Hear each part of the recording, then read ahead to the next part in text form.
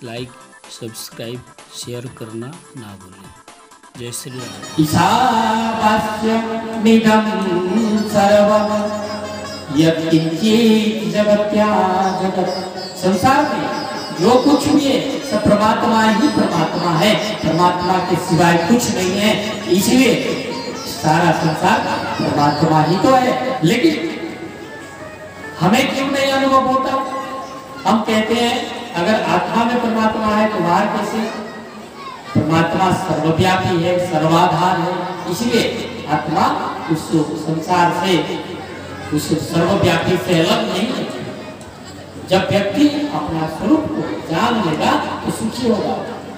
मृग वन में ढूंढता है गंध कहाँ है, लेकिन उसके नाभि में, यानी कि ये जो सारा परमात्मा है वो अपने अंदर उसे अनुभव करना होगा, तब आपका दृष्टि सुधर जाएगी, आपको दिव्य दृष्टि प्राप्त होगा। जब दिव्य दृष्टि प्राप्त होगी तो आपको जहां आप नजर दौड़ाओगे तो केवल परमात्मा ही परमात्मा नजर आएगी।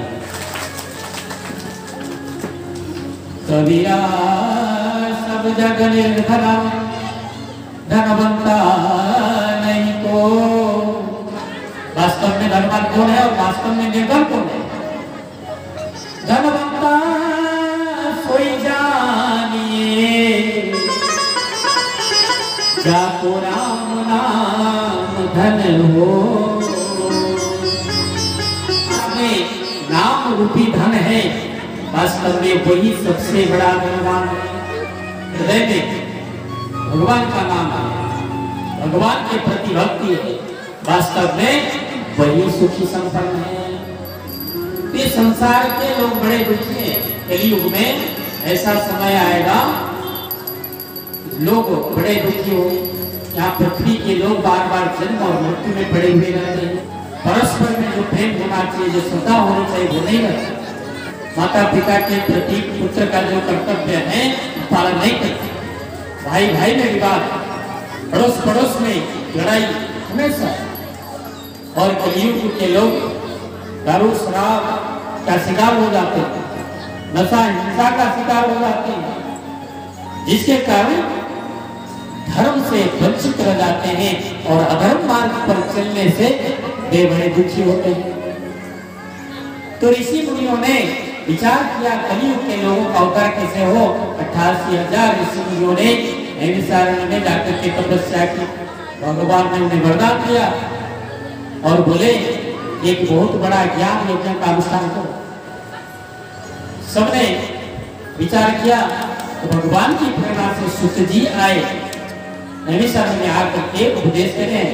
सुत जी नैमिषारण्य में 88,000 ऋषि मुनियों को उपदेश देते हैं। सुत जी कहते हैं कि गोलोक धाम में कहा पृथ्वी के नीचे 7 लोक हैं, पृथ्वी के ऊपर भी 7 लोक हैं। ये 14 लोगों के ऊपर भी एक लोक है। भूलोक, भूलोक, स्वलोक, महालोक, जनलोक, तपलोक, सत्यलोक। इन 7 लोक माने वैकुंठ लोक।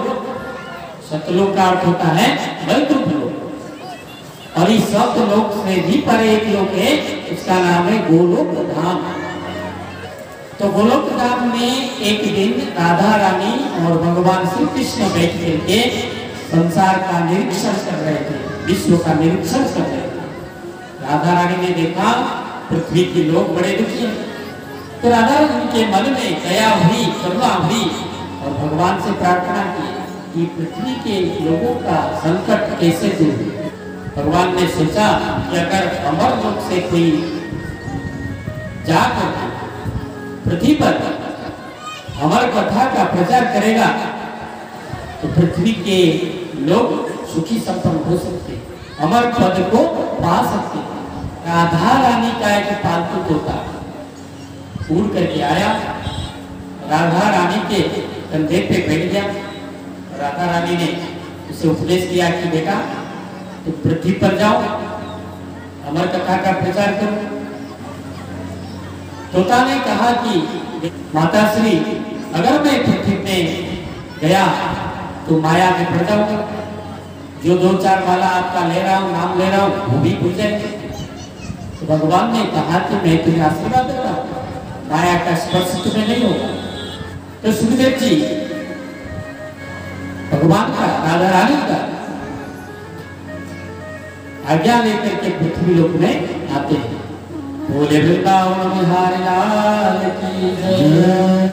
देवर्षि नारद का आगमन होता है तो क्या होती है?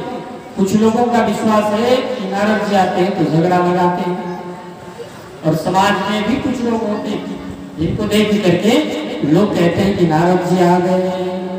देवर्षि नारद जहाँ पहुँचते हैं वहाँ कल्याण ही होता है, चाहे लड़ाई हो चाहे लड़ाई का समाधान, कुछ ना कुछ तो होता है, लेकिन लोग कल्याण अवश्य करते हैं।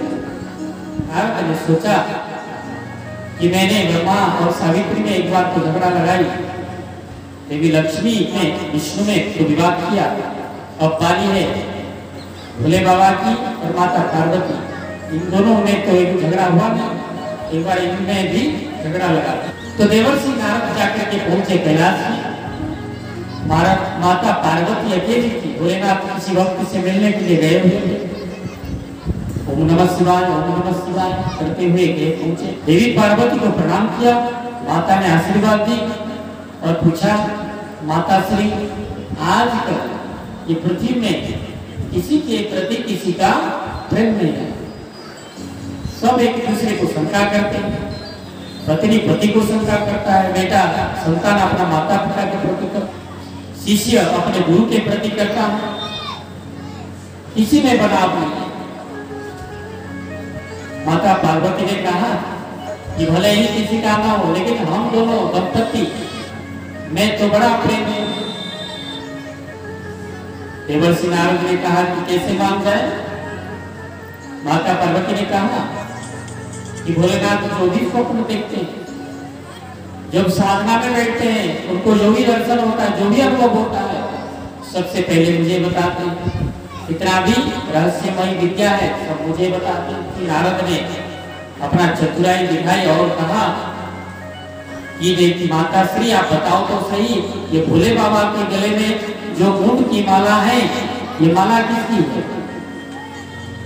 माता पार्वती ने तो सोच में पड़ गई, बोले ये तो मुझे नहीं पता। तो बोले भोले बाबा आपसे कपट करते हैं। माता पार्वती ने कहा अच्छा मुझसे कपट किया है ना भोलेनाथ, आज आएंगे तो पता चलेगा। देवर्षि नारद श्रीमन नारायण नारायण नारायण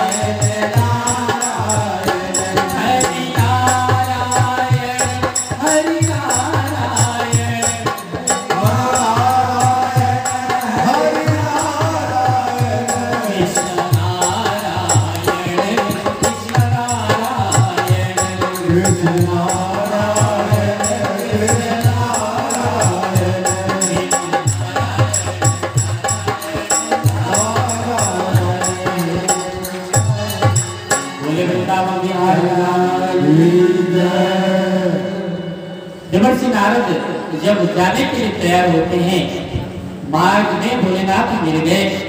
भोलेनाथ देवी पार्वती को तुमने कुछ पढ़ाया तो नहीं थी? नारद ने प्रणाम किया भोलेनाथ को, बोले क्षमा करना भोलेनाथ, मैं बोला क्यों जाऊं माता को पढ़ाने के लिए, जो भी कुछ होता है आप ही की इच्छा से ना होता है। तो भोलेनाथ जाकर के पहुंचे कैलाश में। माता पार्वती उठ करके बैठी थी, सारा अवसर को भोलेनाथ गए मनाने के लिए। बोले क्या बात है देवी, देवी जब हम प्रतिदिन आते हैं आप हमें स्वागत करते हो, अभिवादन करते हो, लेकिन आज आपने तो स्वागत नहीं किया। कि आज आप हमसे ये बताओ, कुछ बताना है आपने मुझसे मेरे साथ में बड़ा छल किया है, कपट किया है। भोलेनाथ ने कहा कि मैंने कोई छल नहीं किया, बताओ तो सही क्या बात है। तो बोले आपने हमें कुछ छुपाया? बोले क्या छुपाया? आज तक मैंने तुमसे कुछ नहीं छुपाया, जो भी रहस्य विद्या है मेरा अनुभव है सब कुछ तुम्हें बताया। तो बोले नहीं, आप सत्य करो। तो बोले सत्य, ठीक है सत्य करता हूँ, पूछो। बोले क्या? ना आपके गले में जो खोपड़ी का माला है, मुंड की माला है, ये किसकी मुंड की माला है? मैंने कहा कि सब कुछ पूछो लेकिन इसके बारे में मत पूछो। माता पार्वती ने कहा नहीं, मुझे इसी के बारे में आज जानना है। तो भोलेनाथ ने कहा ठीक है बताता हूँ, लेकिन तुम्हें विश्वास नहीं होगा। बोले क्यों? बताओ तो सही। बोला आप कभी बताए हमें कोई बात, हमने विश्वास नहीं किया, ऐसा संभव है? भोलेनाथ ने कहा कि ये जो मेरे गले में जो मुंड की माला है ना, ये तो तुम्हारी मुंड की माला है। अब बताइए, कोई जिंदा आदमी खड़ा हो सामने, आप उसको बोलोगे तुम्हारे मुंड की माला मेरे गले में, तो क्या विश्वास करेगा? संभव है? तो माता पार्वती ने कहा मैंने तो सोचा था आप कपटी है, लेकिन आप तो महाकपटी निकले। भोलेनाथ ने कहा कि कैसे? भोलेनाथ जी आपके सामने मैं खड़ी हूँ और आप कहते हैं कि मेरे मुंड की माला, ऐसा संभव हो सकता है क्या? भोलेनाथ ने कहा निश्चित रूप से हो सकता है, क्योंकि ये जो तुम्हारी जन्म है ये तुम्हारा पहला जन्म नहीं है, ये 108वां जन्म है। इससे पहले भी आपका 107 बार जन्म हो चुका है और आपके वियोग में आप जितना बार शरीर धारण किए, जब जब आपने शरीर छोड़ा आपका वियोग मैं सह नहीं पाया और आपके खोपड़ी को अपने गले में हार बना दिया, आपके याद को बनाए रखने के लिए। तो माता पार्वती ने पूछा कि आपने ऐसा कौन सा अमर लड्डू खा रखा है जो आप अमर हो गए और मुझे बार बार शरीर छोड़ना पड़ा?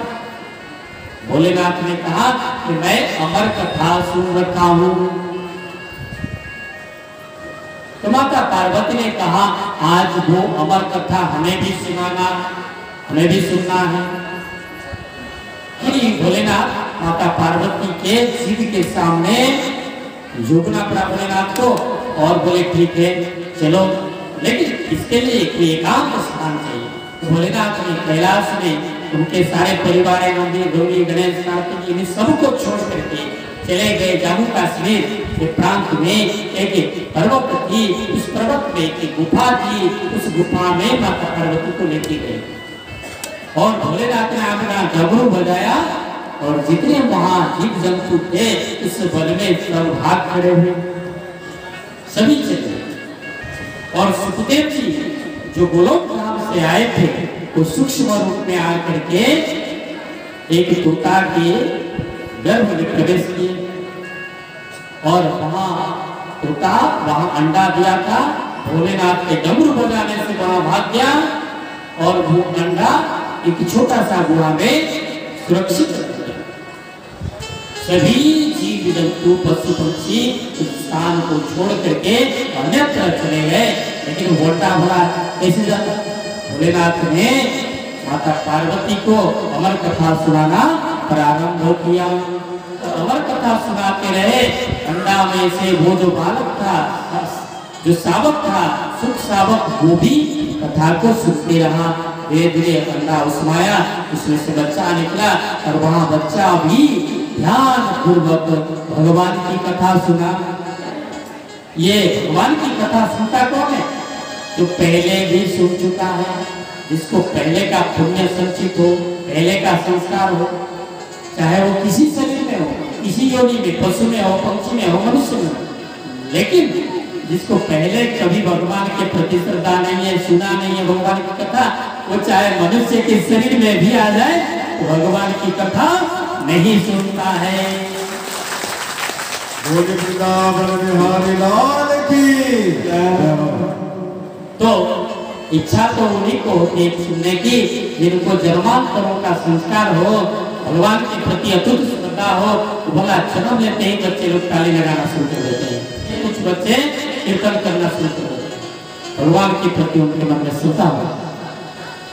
और जो दूषित भोजन करते हैं उनके मन में शायद ही थोड़ा बहुत होता हो, लेकिन विशेष करके शंका, हिंसा, द्वेष, राग, काम, क्रोध ये सब चक्र रहता है। दूषित भोजन को सबसे पहले त्याग देना चाहिए। अब सुखदेव जी जन्म लिए, पढ़ने लगे। माता पार्वती को भोलेनाथ अमर कथा सुना रहे थे। जब भोलेनाथ कथा सुना रहे थे समाधि में चले गए। माता पार्वती सुनते सुनते उनको समाधि लग गई या तो निद्रा लग गई। और वहां जो सुखदेव जी जो तोता था शावक वो कथा सुन रहा था। और भोलेनाथ ने माता पार्वती को कहा था कि हुंकार भरते रहना, ताकि मैं आंख बंद करके समाधि में कथा सुना रहा हूँ, रहे हो कि नहीं, मुझे आवाज सुना। माता पार्वती तो नींद में चली गई। भोलेनाथ भरना बंद कर दिए माता पार्वती ने। तो जो छोटा सा तोता था वो भी माता पार्वती के स्वर में हुंकार मारना शुरू कर दिया। भोलेनाथ ने सोचा ये देवी पार्वती ही हुंकार भर गई, इसलिए भोलेनाथ ने पूरी कथा सुनाना शुरू कर दिया। तो कथा संपन्न हो गई।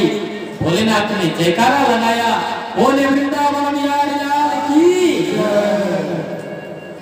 जयकारा लगाने में तो खुशी मत करें, बहुत आदमी है। आप लोग जयकारा लगाओगे तो बाजा का आवाज भी कम हो जाएगा, है ना। सभी जयकारा जो लगाते हैं उनका मन का, शरीर का समस्त कलमश पाप नष्ट हो जाता है। जोरदार जयकारा लगाइए, बोले वृंदावन बिहारी लाल की, श्री सुखदेव जी महाराज की। माता पार्वती आंख लग गई। ये छोटा सा तोता सा हुंकार भरना शुरू कर दिया। और भोलेनाथ ने जैसे ही जयकारा लगाया माता पार्वती का नींद खुल गई। जैसे नींद खुला, माता पार्वती ने भोलेनाथ से कहा कि आपने तो पूरा कथा नहीं सुनाई, आपने राम का कथा सुनाया, बाल्य लीला का कथा सुनाया, उसके बाद में मुझे तो कुछ पता नहीं। भोलेनाथ ने कहा तो फिर हुंकार कौन बोल रहा था? भोलेनाथ ने चारों तरफ देखा, पीछे एक छोटा सा गुहा था, उसमें उन्होंने देखा एक छोटा सा तोता। और भोलेनाथ को बड़ा गुस्सा आ गया। बोले कथा तो सुनना चाहिए सामने बैठ करके, और ये तोता पीछे छुप करके बैठ के कथा सुन रहा है। भोलेनाथ को गुस्सा आ गई, क्रोध आया, उन्होंने त्रिशूल उठाए और उस तोता का बच्चे को मारने के लिए दौड़े। वहां तोता अपना प्राण बचाने के लिए डर के मारे भागते रहा पीछे भोलेनाथ त्रिशूल लेकर के दौड़ गए। और वो तोता कोई साधारण तोता तो था नहीं, गोलोक धाम का आया हुआ कोई सिद्ध तोता था। इसलिए वे भागते रहे और भगवान शिव उनका पीछा करते रहे। वहां तोता सारे ब्रह्मांड में घूम करके आया। शिव जी कहीं भी पीछा नहीं छोड़े। अंत में आकर के हिमालय में 7 किलोमीटर कुछ दूरी पर वहाँ सरस्वती नदी में महर्षि वेदव्यास का पत्नी अरण्य देवी स्नान कर गई। और वहाँ जो तोता उड़ते हुए गया, छोटा सा रूप धारण किया। और देवी अरण्य जब सरस्वती नदी का जल को लेकर के सूर्य को अर्घ्य प्रदान कर रहे थे, जब मंत्र स्तुति कर रहे थे, उसी समय तोता छोटा सा रूप धारण करके माता अरण्य देवी के मुख मार्ग में प्रवेश कर गए। और भोलेनाथ जैसे मारने के लिए आते हैं, व्यास देव आकर के भोलेनाथ का पैर पकड़ दिए।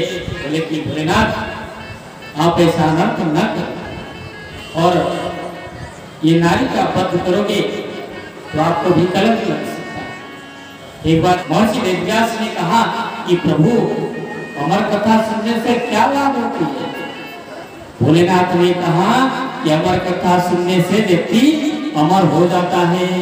बोले वृंदावन बिहारी लाल की जय। वेदव्यास बड़े बुद्धिमान थे। उन्होंने पूछा कि अगर अमर कथा सुनने से अमर हो जाता है व्यक्ति, और ये जो तोता सुना है अमर कथा, क्या ये अमर नहीं हो सकता? भोलेनाथ ने कहा अवश्य हो सकता है। तो बोले आपके मुख से, स्वयं भगवान शिव के मुख से जो अमर कथा सुना है उसे भगवान शिव भी नहीं मान सकते। और जो भागवत कथा पंडाल में हो आ जाता है, सम्मिलित हो जाता है, तो उसे काल तो क्या महाकाल भी कुछ नहीं कर सकते। तो महाकाल भगवान शिव ने कहा, उचित कहा, स्वयं मेरे मुख से ये अमर कथा सुना है और भला इसको कौन मार सकता है? मैं इसको शिव स्वरूप होने का वरदान देता हूँ और ये जन्म लेगा तो इस धरती पर अमर कथा का प्रचार करेगा। आशीर्वाद दे करके भोलेनाथ वहां से चले गए, प्रस्थान। बोले शिव शंकर भगवान की, श्री सुखदेव जी महाराज की।